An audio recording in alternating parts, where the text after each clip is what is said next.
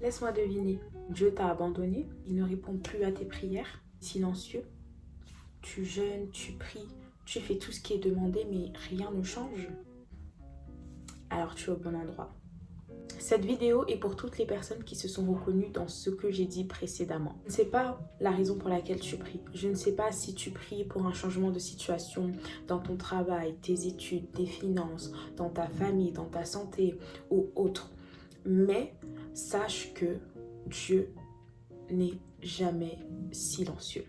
Pour quelle raison? Parce que tout simplement, le silence, c'est quelque chose de subjectif.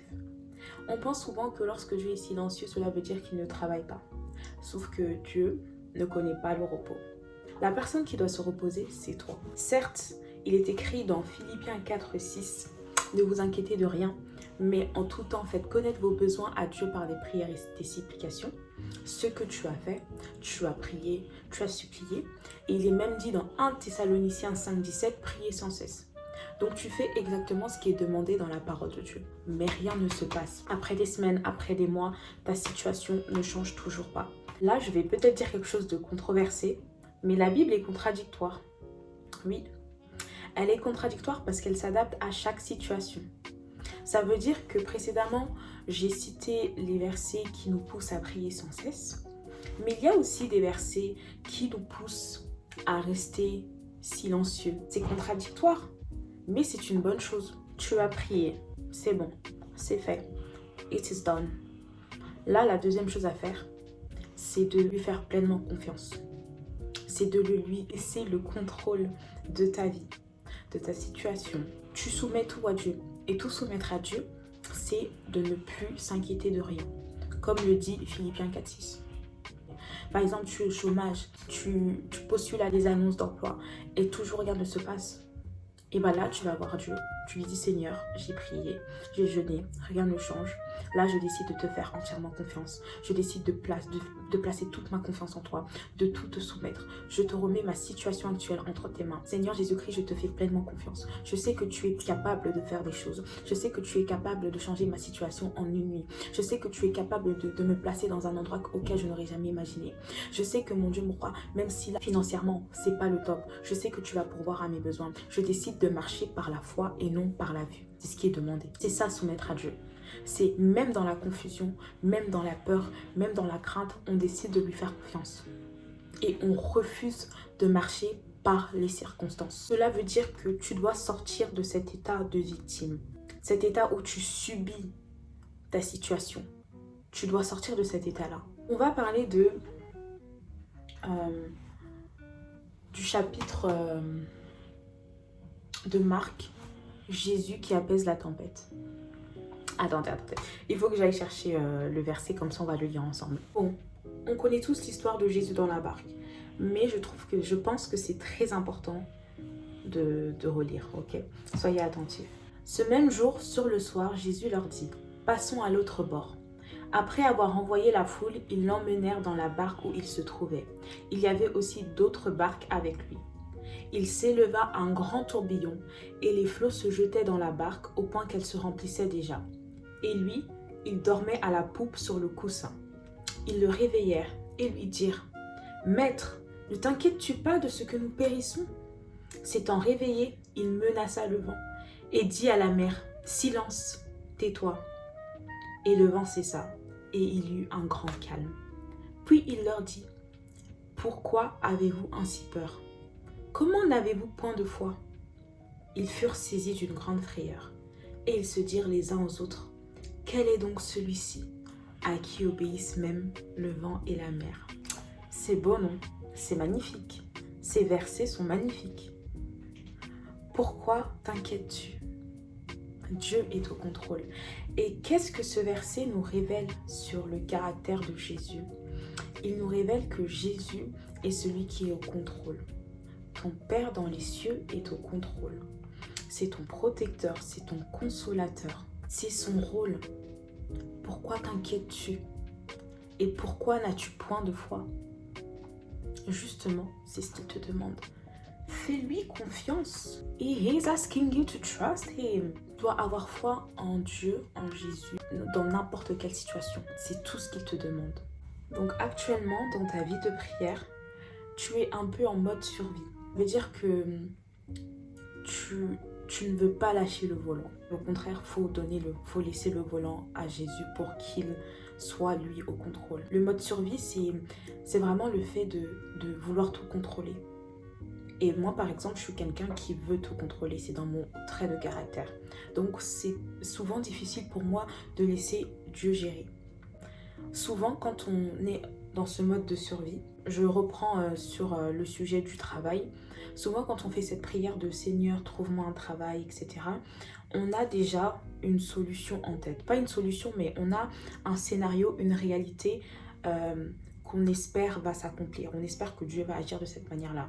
On pense déjà que Dieu va agir comme ça. Mais Dieu, il n'agit jamais de la manière dont on pense.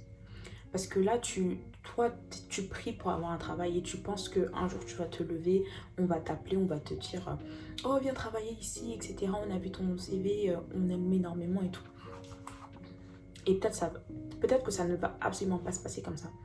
Peut-être que ça va se passer autrement. Peut-être que ça va se passer par le biais d'une personne tierce. Une personne qui va te contacter, qui va te dire « Hey, excuse-moi, je sais que on est dans le même domaine. Dans ma boîte, on cherche des personnes pour tel poste. Est-ce que ça t'intéresse ?» Et puis bam, tu as un travail. Dieu n'agit pas de la manière dont on pense. Ce dénouement que tu as en tête dans ta prière, oublie. C'est pas comme ça que ça va se passer. Ce n'est absolument pas comme ça que ça va se passer. Et c'est pour ça que le contrôle, c'est pas juste le fait de garder la chose pour soi, c'est vraiment le fait d'avoir même le dénouement déjà en tête. Je t'invite à lâcher prise de cette situation ou de ces situations pour lesquelles tu pries. Abandonne tout à Dieu.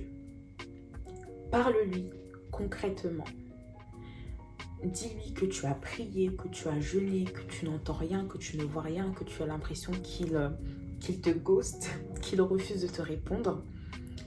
Mais rappelle-lui son caractère. Rappelle-lui Marc 4. Rappelle-lui que sa parole nous invite à lui faire confiance en tout temps, nous invite à prier, mais sa parole nous invite aussi à garder silence, car l'Éternel combattra pour nous. Rappelle-lui sa parole, parce que la parole de Dieu ne revient jamais à lui sans avoir accompli son dessein. Donc moi, je ne suis pas là pour te dire que tu pries mal, que tu es un pécheur, c'est pour ça qu'il ne te répond pas. Je ne suis pas là pour te dire ça. Moi, je suis là pour te dire de changer ton état face à Dieu. Je suis là pour te dire de tout t'abandonner à ses pieds. Car il est écrit, venez à moi vous tous qui êtes chargés et fatigués et je vous donnerai du repos. Il est là pour ça. Et même dans la prière, il peut te donner du repos. Donc laisse-le gérer la situation. Donc ça veut dire que même dans les dettes, tu dois lui faire confiance. Même dans le flou, tu dois lui faire confiance. Même dans le chômage, tu dois lui faire confiance. Même dans ton environnement de travail où ça se passe super mal, tu dois lui faire confiance. Même dans ton mariage, dans ta famille où il y a de la division, tu dois lui faire confiance. Tu dois te lever chaque matin et dire gloire à Dieu. Je rends gloire à Dieu parce que je suis en vie. Je rends gloire à Dieu parce qu'il pourvoit à mes besoins. Je rends gloire à Dieu parce qu'il est souverain au-dessus de toutes choses. Et Seigneur, je décide de te faire confiance parce que je suis qu'un être humain. Et je ne peux pas continuer d'être dans ce mode de survie, dans ce mode de contrôle, de situation que je ne contrôle pas au final. Cette vidéo touche à sa fin, et j'espère vraiment que mes mots, que les versets que je vous ai présentés, que la parole de Dieu, que le Saint-Esprit qui est en moi a pu réconforter votre cœur. Parce que si j'ai fait cette vidéo, c'est aussi pour moi-même. En début de semaine où je priais pour les mêmes choses encore et encore. Et Dieu, le Saint-Esprit m'a vraiment convaincue d'arrêter de me positionner en victime. Voilà. Il dit arrête de te positionner en victime. Arrête de vouloir tout contrôler. Arrête d'être dans cet état d'esprit qui te garde en fait dans ta situation. Tu es une gagnante parce que tu sers et parce que tu es la fille du Tout-Puissant. Tu n'as pas à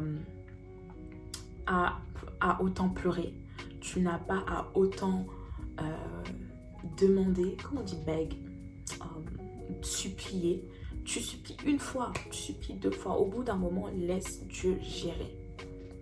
Après, il y a vraiment des situations où il faut prier, hein. Ça c'est vrai. Mais là, c'est pas le sujet. Tout ce qu'il te demande, c'est de lui faire confiance. De ne pas endosser son rôle. Je ne sais pas à qui je m'adresse. Peu importe ton statut sur terre. Donc même si tu es maman, papa de 3 enfants, que tu gères tout, que tu es au contrôle de leur vie, etc. Sache que Dieu, il est au contrôle de ta vie. Et que ce statut de maman, de papa, tu le perds face à Dieu. Parce que tu es son enfant. Et c'est à lui de pourvoir à tes besoins. C'est à lui de changer ta situation. C'est à lui de trouver une solution. Et des fois, ça peut prendre du temps. Je suis une enfant comme vous, hein. On s'aide, on s'entraide. On est là pour ça. Je vous fais de très gros bisous et à bientôt.